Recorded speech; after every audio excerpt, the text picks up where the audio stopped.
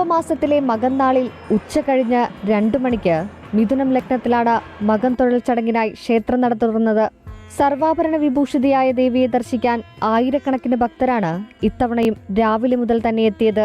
ഏകദേശം 300-ൽ പരം വരുന്ന ദേവസ്വം ബോർഡിന്റെ ജീവനക്കാർ വിവിധ കൗണ്ടറുകളിലും അതുപോലെ തന്നെ ഭക്തജനങ്ങൾക്ക് സൗകര്യമൊരുക്കുന്നതിനും വേണ്ടി എല്ലാ ഒരുക്കങ്ങളും നടത്തിയിട്ടുണ്ട്. 1 മണിയോടുകൂടി ക്ഷേത്രനടയടച്ചു. തുടർന്ന് 2 മണിക്ക് സർവാഭരണ വിഭൂഷിതയായി നെയ്ത്തരി വിളക്കുകളുടെ ശോഭയിൽ ഭക്തർക്ക് ദേവീ ദർശനം.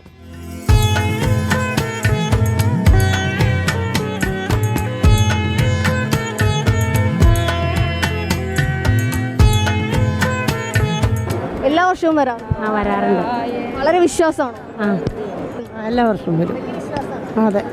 വില്ലുമംഗലം സ്വാമിയാർക്ക് ദേവി വിശ്വരൂപ ദർശനം നൽകിയ ദിനത്തെ അനുസ്മരിച്ചാണ് മകൻ തൊഴൽ നടത്തുന്നത്. രാത്രി 9:30 വരെയായിരിക്കും ദർശന സമയം. എന്നാൽ കാത്തു നിൽക്കുന്ന അവസാന വിശ്വാസിക്കും ദേവിയെ കണ്ടുമടങ്ങാനുള്ള സൗകര്യമൊരുക്കുമെന്നാണ് ദേവസ്വം ബോർഡ് അറിയിച്ചിരിക്കുന്നത്.